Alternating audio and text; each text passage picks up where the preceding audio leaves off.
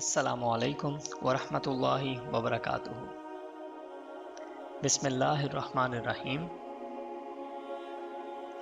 ابو ہریرہ رضی اللہ عنہ عنہ کہتے ہیں کہ رسول اللہ صلی اللہ علیہ وآلہ وسلم نے فرمایا، جب رمضان کی پہلی رات ہوتی ہے تو شیطان اور سرکش جن زنجیروں میں جکڑ دیے جاتے ہیں، جہنم کے دروازے بند کر دیے جاتے ہیں اور اس کا کوئی بھی دروازہ کھلا ہوا نہیں رہتا۔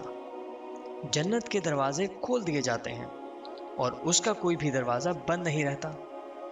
منادی پکارتا ہے، اے بھلائی کے چاہنے والے، بھلائی کے کام پہ آگے بڑھ، اور اے برائی کے چاہنے والے، اپنی برائی سے رک جا۔ کچھ لوگوں کو اللہ جہنم کی آگ سے آزاد کرتا ہے، اور یہ رمضان کی ہر رات کو ہوتا ہے۔